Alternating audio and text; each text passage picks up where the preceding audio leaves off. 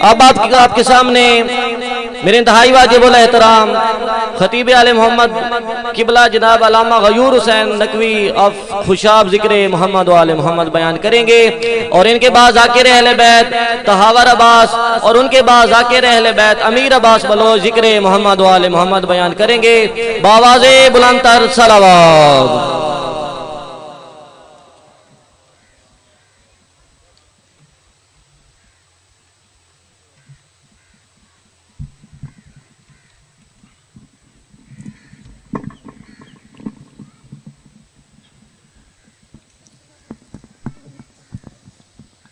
الفاتحہ۔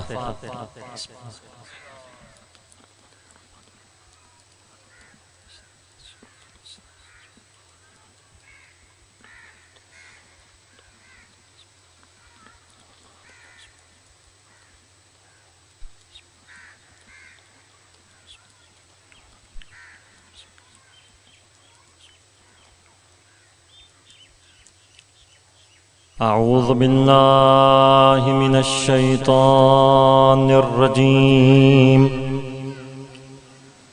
بسم اللہ الرحمن الرحیم، الحمد للہ رب العالمین،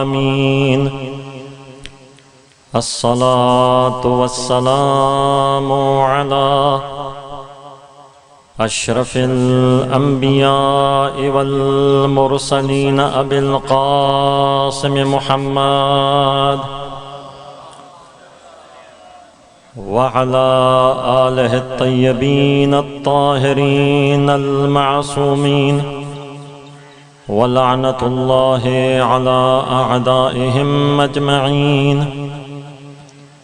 رب اشرح لي صدري ويسر لي امري واحلل عقدة من لساني يفقهوا قولي، اما بعد فقد قال رسول الله صلى الله عليه وآله وسلم: النظر الى وجه علي عبادة۔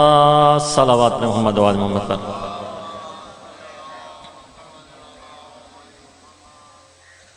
میرے محترم سامعین، حضرات گرامی قدر، میں نے رسول ثقلین کی ایک مشہور و معروف حدیث کی تلاوت کی ہے۔ رسول کون؟ جو طٰہٰ ہے، جو مزمل ہے، جو مدثر ہے، جو وما ینطق عن الہویٰ کا مصداق ہے، وہ رسول اس حدیث میں ارشاد فرما رہے ہیں: النظر الی وجہ علی عبادہ، کہ علی بن ابی طالب کے چہرے کی طرف دیکھنا عبادت ہے۔ آپ کی توجہ کا طالب ہوں، آپ کا مہمان ہوں، ساتھ ساتھ تھوڑا سا بولتے رہیے گا کہ مجھے پتہ چلتا رہے کہ آپ کو سمجھ آ رہی ہے۔ صلوات پڑھے محمد و آل محمد پر۔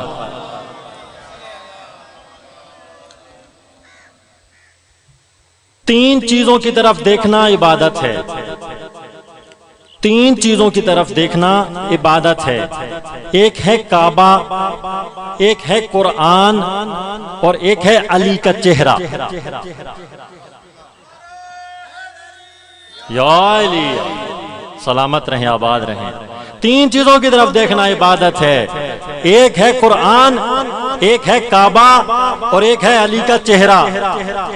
جب کعبے پر اللہ کا نور برسا تو بیت اللہ بن گیا، جب قرآن پہ اللہ کا نور برسا تو کلام اللہ بن گیا، اور جب یہ نور علی کے چہرے پہ برسا تو وجہ اللہ بن گیا۔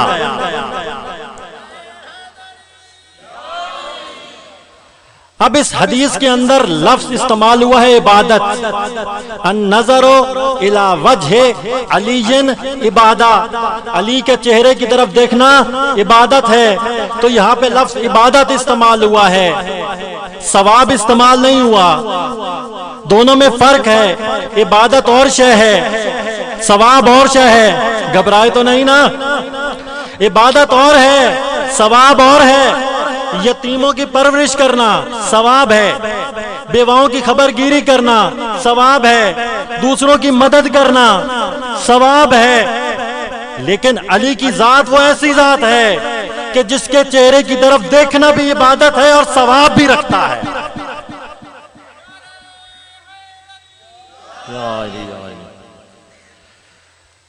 اب علی کون ہے؟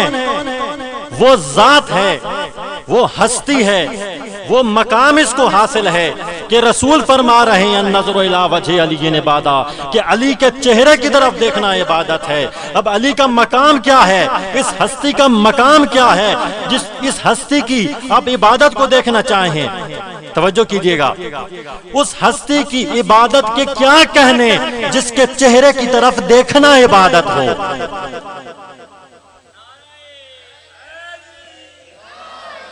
اس ہستی کی عبادت کے کیا کہنے جس کے بچے زین العابدین ہوں۔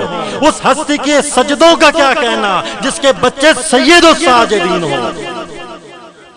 صلوات پڑھیں محمد و آل محمد پر۔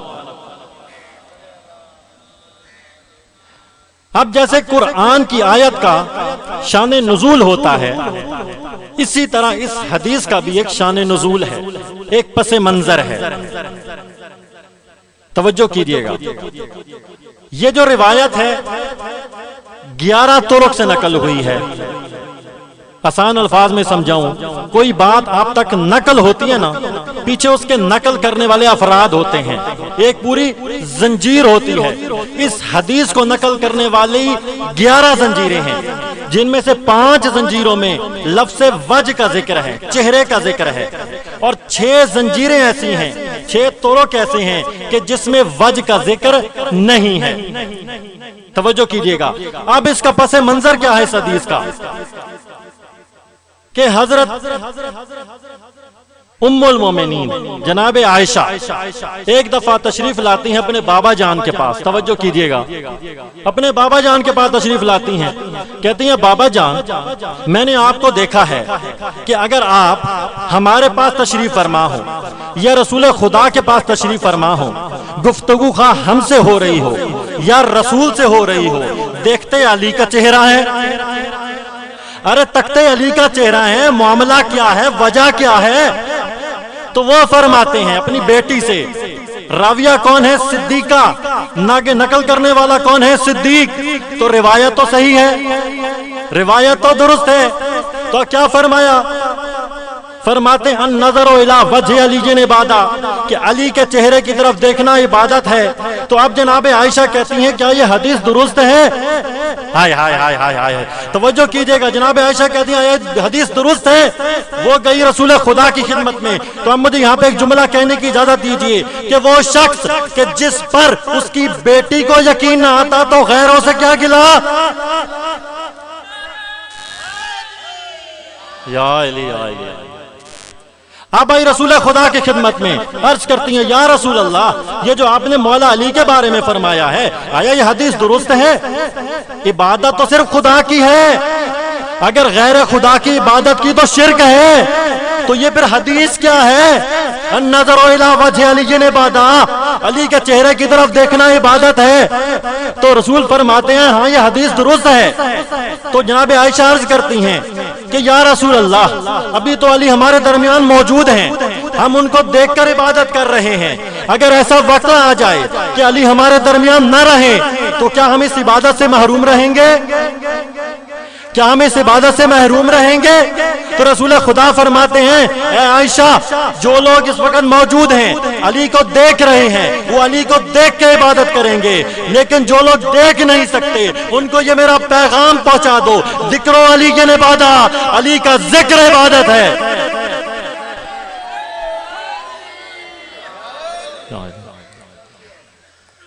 اب جناب عائشہ کرتی ہیں، دیکھیں تجسس اور بڑا، کہتی ہیں اگر ایسا زمانہ آ جائے جس میں علی کے ذکر پہ پابندی ہو، 1400 سال پہلے جناب عائشہ کہہ رہی ہیں اگر ایسا زمانہ آ جائے جس میں علی کے ذکر پہ پابندی ہو، تو رسول خدا فرماتے ہیں حب علی عبادت، علی کی دل میں محبت رکھنا عبادت۔ علی کی محبت دل میں رکھنا عبادت ہے. یہ مقام ہے میرے مولا علی کا کہ اگر ان کے چہرے پہ نظر پڑ جائے تب بھی عبادت، ان کا ذکر کر لیا جائے تب بھی عبادت، ان کی محبت دل میں رکھ کے قبر میں چلا جائے تو جب تک قیامت نہیں آتی اس کی عبادت ہوتی رہے گی. صلوات پڑھیں محمد و آل محمد پر. اب کعبے میں، قرآن میں اور علی میں فرق ہے.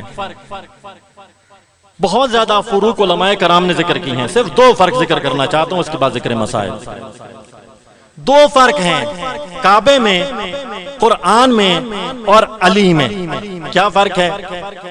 جب تک آپ کی نگاہ کعبے پہ پڑی رہے گی، کعبے کو دیکھتے رہیں گے، عبادت ہوتی رہے گی. جو ہی نظر ہٹی عبادت ختم. قرآن کو دیکھیں، جب تک آپ کی نظر قرآن کی سطور پر رہے گی عبادت ہوتی رہے گی، جو ہی نظریں ہٹی عبادت ختم.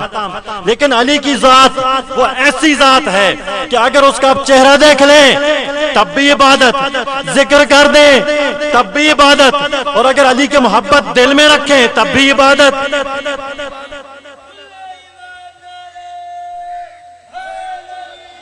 یا علی یا علی یا علی. دوسرا فرق کعبے میں، قرآن میں اور علی میں. اگر آپ نے کعبے کو دیکھ کر زیارت کرنی ہو، آج کے دور میں پاسپورٹ بنوانا پڑے گا، ویزا لگوانا پڑے گا، جہاز کی ٹکٹ خریدنا پڑے گی، یہاں سے ایئرپورٹ تک جائیں گے، وہاں سے ایئرپورٹ سے بھی بس کے ذریعے جائیں گے، ٹیکسی کے ذریعے جائیں گے، ہوٹل لیں گے، کھانے کا خرچہ کریں گے، تب جا کر آپ کعبے کو دیکھ کر زیارت کریں گے. اب قرآن کو دیکھیں، اگر قرآن نہیں ہے تو خریدنا پڑے گا، پیسے لگانے پڑیں گے، آپ کو وقت دینا پڑے گا. تو اب کعبہ اور قرآن ایسی چیزیں ہیں کہ آپ کو پیسہ بھی چاہیے، وقت بھی چاہیے. لیکن علی کی ذات وہ ایسی ذات ہے جو نہ وقت کی محتاج ہے، نہ زمان کی محتاج ہے، نہ پیسے کی محتاج ہے. صرف ضرورت ہے تو کس بات کی؟ ماں کی دیانت کی.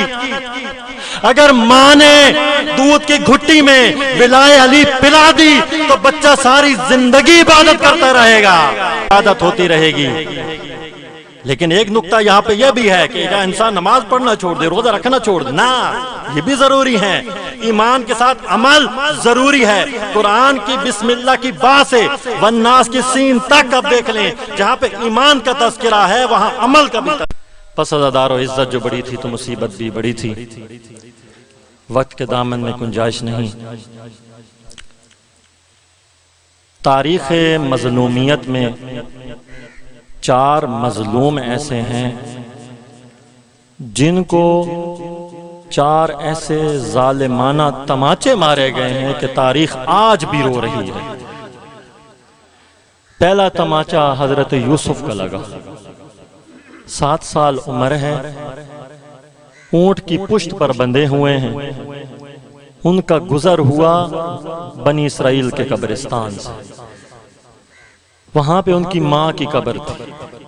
جیسی ماں کی قبر پہ نظر پڑی نا تو اپنے آپ کو اونٹ کی پشت سے زمین تک گرا دیا اور کونیوں کے بل چلتے ہوئے ماں کی قبر پہ آئے. آ کے کہتے ہیں اماں میرے بھائیوں نے میرے پہ بڑا ظلم کیا ہے، مجھے تماچے مارے ہیں، مجھے زخمی کیا ہے، مجھے کنویں میں پھینکا ہے، مجھے بیچو. اب یہ ماں سے باتیں کر رہے تھے، رو رہے تھے کہ مالک کا غلام، تاریخ میں اس کا نام یکلوش لکھا ہے، وہ آگے بڑھتا ہے، آ کے دیکھتا ہے جناب یوسف اپنی ماں کی قبر سے لپٹے ہوئے ہیں. ایک دفعہ اس نے جناب یوسف کی زلفوں میں ہاتھ ڈالا اور ایک آیا. عزادارو یہ پہلا تماچا. اور دوسرا تماچا حارث نے یتیمان مسلم کو مارا. کب مارا؟ کہ جب یتیمان مسلم جناب حارث کے گھر مہمان بن کے آئے نا، اس کی بیوی کے مہمان بن کے آئے، زوجہ کے مہمان بن کے آئے، اور اس کو پتا چلا کہ یتیمان مسلم ہیں، تو عزادارو ایک ہاتھ اس نے ایک شہزادے کی زلفوں میں ڈالا، دوسرا ہاتھ دوسرے شہزادے کی زلفوں میں ڈالا، اور اولاد والوں مجھے معاف کرنا، جب اس کو پتا چلا ہے نا کہ یتیمان مسلم ہیں، وہ کمرے سے ان کو گھسیٹتا ہوا صحن میں لے کے آیا ہے، اور آ کے ان کے ایک شہزادے کو ایک ستون سے باندھا، دوسرے شہزادے کو دوسرے ستون سے باندھا۔ ایک مرتبہ بڑا شہزادہ کہتا ہے، اے حارث، تجھے عباس کا وعدہ یاد نہیں؟ تجھے عباس کا وعدہ یاد نہیں کہ اگر دو یتیم تمہارے گھر آئے ان کو ان ستونوں سے نہ باندھنا؟ عزادارو جیسے عباس کا نام آنا تھا، اس نے ایک تماچا ایک شہزادے کو مارا، دوسرا تماچا دوسرے شہزادے کو مارا، بچوں کی دھاریں نکل گئی، آواز دی اماں دیکھو ہمیں حارث تماچے مارتا ہے۔ عزادارو یہ دوسرا تماچا۔ تیسرا تماچا اس غریب کو لگا ہے جس کو ماں نے چکیاں پیس پیس کے پالا تھا۔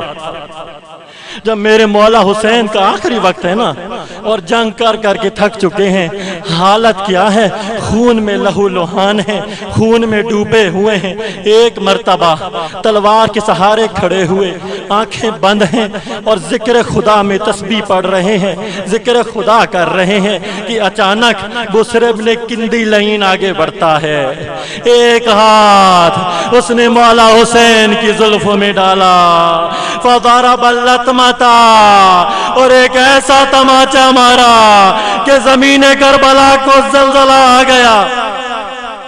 عزادارو یہ تیسرا تماچا، اور چوتھا تماچا عزادارو سنو گے؟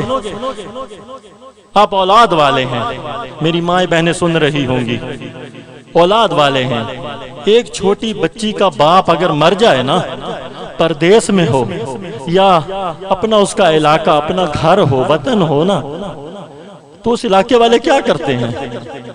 اگر بچی باپ کے جنازے سے لاشے سے لپٹی ہوئی ہے نا، کوئی جوان آگے بڑھتا ہے، اس کو شفقت کے ساتھ اپنے باپ کے جنازے سے دور کرتے ہیں، اس کو تسلی دیتے ہیں، اس کو ٹھنڈا پانی پلاتے ہیں، اگر دھوپ پہ ہو اس کی ٹھنڈی چھاؤں میں بٹھاتے ہیں اور کہتی ہیں دیکھو بیٹا ہم تمہارے عزیز ہیں، ہم تمہارے رشتہ دار ہیں، ہم تمہارے، لیکن میں عرض کروں گا ہائے کربلا کا غریب حسین، ارے 11 محرم آئی، جناب سکینہ پابند سلاسل ہو کر جب بابے کے جنازے سے گزری نا، تو جناب سکینہ نے اپنے باپ کے لاشے کا 4 مرتبہ طواف کیا، جب شاید کوئی خشک جگہ نظر آ جائے اور میں اس جگہ پہ بوسہ دے کر اپنے باپ کا ماتم کر سکوں، لیکن جب ان کو کوئی خشک جگہ نظر نہیں آئی نا، تو ایک مرتبہ پاؤں کی طرف آئی، تلووں میں خشک جگہ نظر آئی، اپنا منہ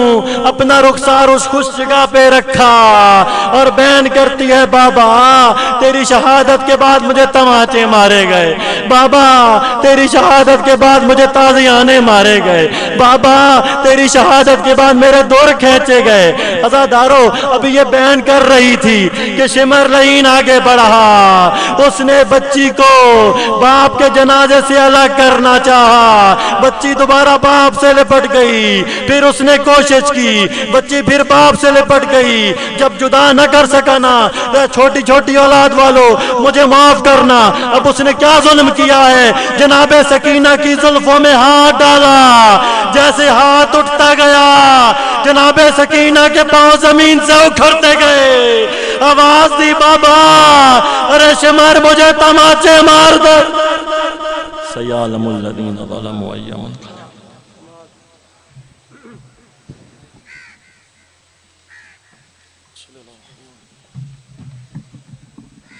نعرہ تکبیر، نعرہ رسالت، نعرہ حیدری، ماشاءاللہ بڑی منظور اور مقبول مجلس، مولا آپ کے آنسو اپنی بارگاہ میں قبول فرمائے اور بانیان کی صف عذاب بچھائی اپنی بارگاہ میں قبول فرمائے۔